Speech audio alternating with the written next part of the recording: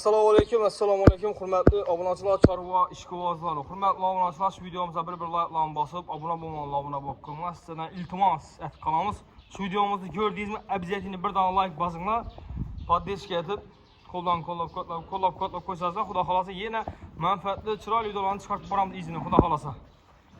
O't sarı, o't. O't opanglar. Yana opasi. Чисти %100 simental, hurmatli obunachilar. Öcekimiz kaçar bu hürmetli olmasına ökütçəməz.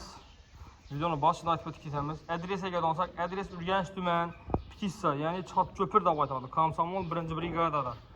Babək hamımızın firmasındayız, hürmetli olmasına. Ekranda telefon nömrəni yazıb qaldıramız. Telefonlaşasında xuda xalasa telefonda sadasını qılıb çirayətib bəllədi narxları. Narxını aytmışsan dediksə, narxını telefonda aytıralım hürmetli olmasına. Xuda xalasa telefonda qılıb aytıb çirayətib bəllədi.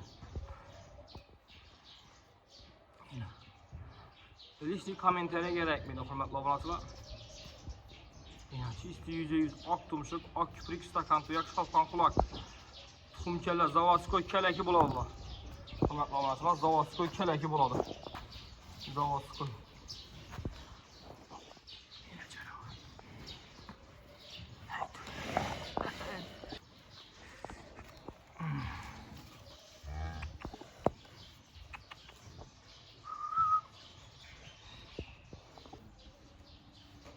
Hürmetli obunachilar,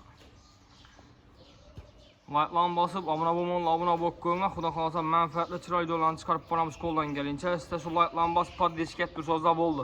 Qani cheklim ko'p bo'lsa, shunchalik aktiv yaxshi bo'ladi. Podpисчик ko'payadi. Prosmotr yaxshi bo'ladi.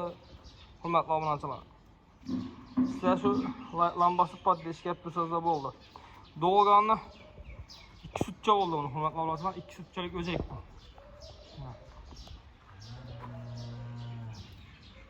Mesela videomuzu şöyle yakınlığımız, hatalarımız, kemsiklerimizi uzun sorumuz. Hemmeye rahmet.